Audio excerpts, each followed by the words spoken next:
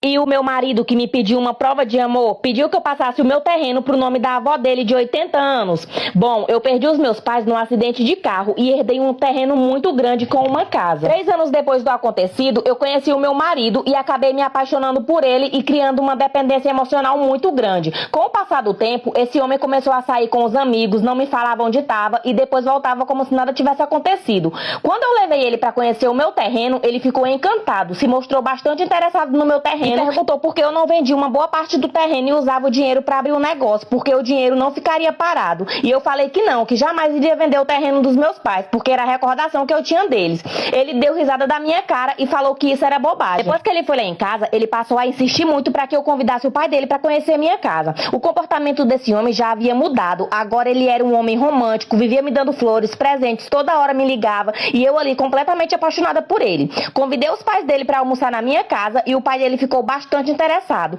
Perguntou até se eu tinha a intenção de vender aquele terreno e eu falei que não. Gente, agora quem se mostrou ainda mais interessada no meu terreno foi a avó dele, mais do que o meu namorado e o pai dele. Todo o tempo ela falava o quanto ela seria feliz com o terreno daquele, que era o sonho dela ter um terreno como o meu. Com o tempo, todas as reuniões em família do meu namorado eram feitas na minha casa e eu me sentia parte daquela família. Eu achei que estava sendo bem recebida por todos ali. Quando esse homem falou em se casar comigo, a família dele toda ficou muito feliz. A gente se casou e depois disso ele sempre me perguntava por que eu não vendia metade do meu terreno e eu sempre falava que eu não ia vender. Quando a avó dele ficou doente, ele e a família dele começaram a insistir muito para que eu passasse o terreno pro nome dela, porque era o sonho dela e ela estava internada e a todo tempo ela pedia para alguém me ligar e me pedir para eu passar o terreno pro nome dela. E eu fui visitar ela e ela até chorava, gente, pedindo para eu passar o bendito terreno pro nome dela, porque era o sonho dela ter um terreno igual ao meu. Na época, como eu tava grávida de 4 meses, a família toda se aproveitava que eu tava num momento bem sensível e ficava me ligando, falando que eu era má,